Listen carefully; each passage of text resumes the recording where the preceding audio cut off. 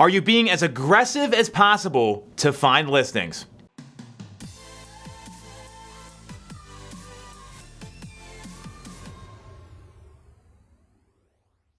It's tough right now finding listings across the country. That's all you hear on the news. That's all people are talking about.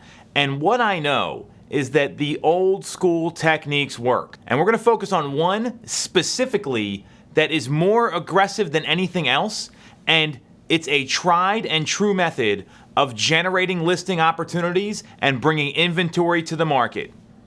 So why don't you ask yourself, when was the last time you knocked on someone's door? This is the easiest way to get in front of a potential seller. Literally going to their house, bringing something of value, which I'll get into in a second, and knocking on their door and using a script that's not going to be too aggressive. It's going to be value-based. So here's the play, and this comes from my buddy Byron Lazine up in Connecticut. Just did a coaching call with our team. We went over this whole strategy, and people are implementing it literally right away. So you go and knock on someone's door. The two biggest questions are, what do you say, and what do I leave behind? So one thing I need to let everyone know, you cannot leave anything in someone's mailbox. That's illegal. Don't do it. Write that down. Don't violate the law. What do you bring by is the first question. Well, what do people want? They want to know what the neighbors' homes are selling for. They want to know what properties are trading for currently, because of all these doors you knock, maybe 5% is going to be in a real estate decision-making space right now. So knowing that you want to educate people, tell them what's going on in the neighborhood, because a lot of people just don't pay attention since they have no intentions of moving, what do you drop by? Everyone goes to Zillow. Saturday Night Live made fun of Zillow because people spend time on there late at night looking at properties. Zillow doesn't have the most accurate information. What does is the local MLS. So I would take a one-line printout of neighborhood sales activity over the past 6 months from the MLS, and typically it's going to have your name at the top. It's going to say Bright MLS or whatever MLS you're a member of, and I would adjust the report so you know what the asking price was and what the sale price was. You can show how much over the asking price homes are selling for in most cases, or if one went under the asking price, give them the asking price data and the sold data, a one-page printout. That's it. Really simple, because people want the most accurate information and the MLS gives it to you. So that's what you bring by. And then here's the script, and there's a lot of variations on this. This one is really simple. Knock, knock, knock. Hey, I was just over at your neighbor's home, the Wolves, and I would mention the people by name. So let's go off script for a second. Mention the people by name that you just met with. Or if you sold a listing in the neighborhood, use their name, because people are going to know the other neighbors in the neighborhood. So knock, knock, knock.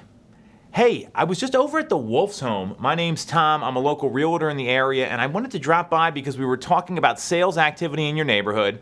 Wanted to personally deliver this to you and just give you an idea of what's going on in the market. And stop talking. See what the reaction is. You've got to have an intro and let the other person talk. That's super critical here. So then once you do that, see what they say. Oh, well, you were over at the Wolves. What's going on? Are they moving? Don't give away any confidential information, obviously, and then just start talking. Yeah, I was over at the Wolf's home and was just talking about what's happening in the neighborhood, and we've got a lot of folks that have tried buying homes in here that are in the marketplace right now. So do you know any of the neighbors who might be thinking about selling? And in the meantime, you're dropping off something of value. You're giving them something they can't get anywhere else. The MLS data is not out there for everybody like Zillow or all these other sites. So you're giving them something of value, and you're having a conversation. Then from there, hey, how long have you lived at the home here? Oh, that's great. It's an awesome neighborhood. I totally get that. I wouldn't be moving either. So if you ever did decide to sell in the future, is there a place where you'd want to go? Maybe they say they've got a retirement home in Florida. I don't know. Just start asking questions that are not about selling their home. It's about the person you're talking to. And then when you get done, hey, if it's all right with you, Nick, how about I send you some information about what goes on once a month in the neighborhood, just so you can keep an eye on where values are going, so you're fully informed about your home's property value. What do you think? And then when you get done, a simple question like, so, hey Nick, it was great talking to you here. Would it be okay for me to give you a monthly update on the sales activity in your neighborhood, in your township, in your school district, whatever, so that you're fully informed about what's going on with the value of your current property. And that's it. Very simple. Bring a notepad with you. Write down their email address. Then you can put them into the CRM, nurture them long term, put them on a seller property drip. All the things that you know you're supposed to do when you talk to a seller, you do that. Here's the key. They've already met you face to face. That's going to increase conversion. That's the hack. Do this, you will build more listing inventory because there's nothing more aggressive than going right to the door.